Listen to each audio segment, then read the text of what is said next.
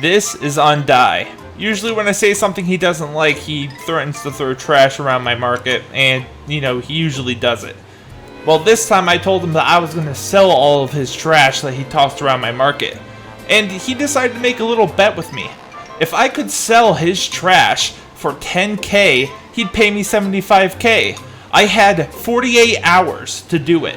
If I couldn't do it, I owe him $75K. I said, easy bet, let's do this. I started off by going to the toxic, run-down, but fairly popular Market 55, where I ran into my good friend Wolf. This is where I decided to make a rule for myself: no selling to friends. My new goal was to sell to complete strangers using any strategy I could. My first strategy was taking a step in Capna shoes, so I tried to con some people. I told the people in Market 55 this terracotta was the same terracotta dug that led us to the Olderash mines, which caused the Great Golden War. It was a part of history. I got $400 from Maracamba. Next, I made a deal with Enderpillow. I joined his town if he bought a piece of this famous terracotta for 1K. He agreed, and I joined his town and he bought the terracotta. I was 1K closer to reaching my goal.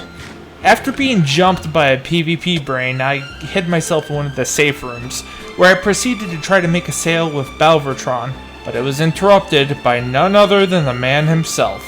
Undye had come to interfere with my sales by telling them the fish I was selling wasn't actually Bardonian fish. I decided I needed to get Undye off my trail.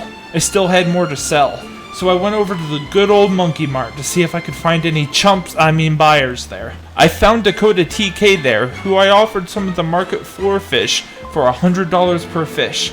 He gladly bought one of my fish. I'm glad there's still players around like Dakota who will give $100 to a meek fish merchant like myself. After that sale, I went back to Market 55 and confirmed the coast was clear. I hid in my hidey hole and called over Ice Knight, who I ended up selling some orange carpet to for $500. $2,000. I was going too slow, but the conning wasn't the right move here. I had to become inventive. I needed to find a way to increase my sales. I decided to switch to the Lapis, but even that wasn't enough. I was about to lose a sale to Skneeze, until I remembered all those years my mother, Celine Dion Machichi, made me take ballet. I offered Skneeze a performance if they bought 10 Lapis for 1K. Surprisingly, this worked very well. We made the trade and I danced my heart out. I found a new strategy.